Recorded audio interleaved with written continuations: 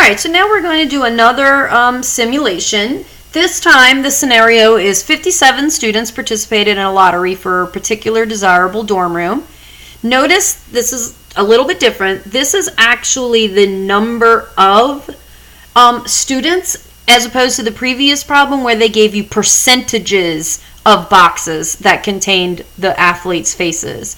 That's a slightly different concept. It's going to change, or it's going to add something in that we're going to have to write in just a minute. So if 57 students participated in a lottery for a particularly desirable dorm room, those of you that are getting ready to move into dorm rooms, a triple with a fireplace and a private bath is a pretty cool dorm room.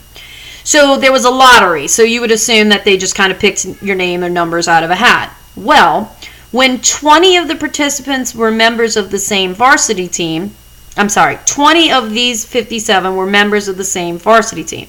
When they picked their 3 people, all 3 winners were on that varsity team. So the other students cried foul, and they said that must not have been done randomly, because if we were to use randomization, you could kind of understand that it might not be all that probable that we would pick 3 of the same students.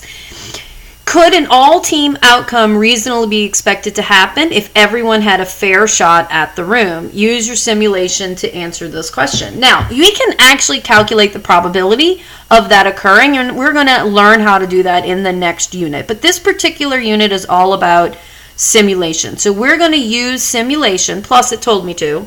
So in the AP exam, you would need to use simulation if you were told to.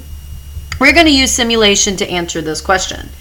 So now, we don't have percentages anymore. We have actual numbers of people. That is important. That means every number represents a person. And I need 20 numbers to represent varsity.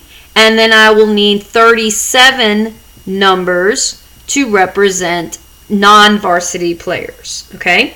Now, because of this 20-37 split, I'm going to need to do 2-digit numbers at a time. And so when you start thinking about 2-digit numbers, this is what 2-digit numbers look like. So these are all your 2-digit numbers that have a 0 in the tens place. Once you get to 09, then it picks up with 10, 11, 12, and it goes all the way up to 99. So that's a total of 100 possible outcomes. And the reason why it's 100 is because 1 to 99 is 99, but then you got to add in that 00, which isn't really one of your counting numbers, and that makes the 100th number. Okay, so what I now need to do is assign numbers to varsity players. So I'm going to go ahead and say I will simulate choosing people to be in the dorm using a random number table. Okay, now I'm going to describe how I'm going to use that random number table. 2 digits at a time.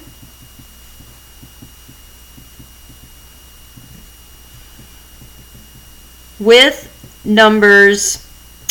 And we can start with 00 if you want, or you can start with 01 if you want.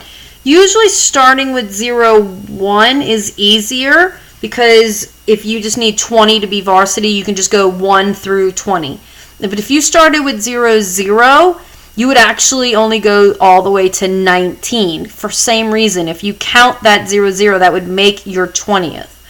So I'm going to start with 00 to 19, representing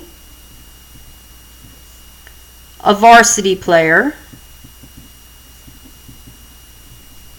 and 20 through, now this is a total of 57, but remember we started with 00, so that's really only going to put me to 56. And if you think about that, yes, if you subtract those numbers, you might think that's only 36 people. But once again, when you start counting, you don't start counting with 0, you start with 1.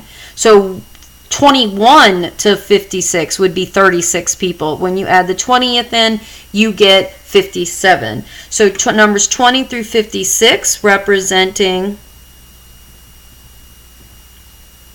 non-varsity players or members or people. Okay, now this is what's new. When your numbers actually represent objects, they don't represent, well, they represented the cereal boxes, but they came from percentages. In this case, I didn't have percentages. I had actual number of people. So if I were, like me personally, if I was selected to be in the dorm, I am no longer in that mix to be selected again. So that's important. So you need to say that I will ignore repeats.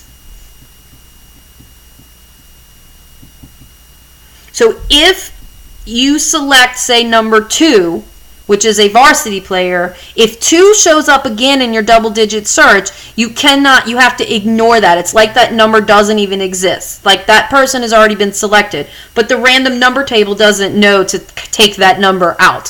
So it could show up as a repeat. We will ignore it. That's only in one trial.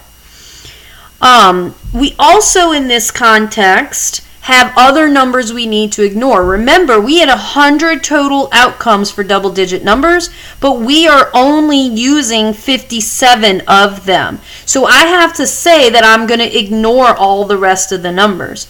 So I will ignore repeats and numbers 57 through 99. Now, if you would have started with 1 here, 1 through 20, and then 21 through 57, then you would ignore 58 to 99 and 00. Don't forget to ignore him if you don't use him. Continuing on with when do we stop and what is our response variable, go to the question at hand. Could an all-team outcome reasonably be expected?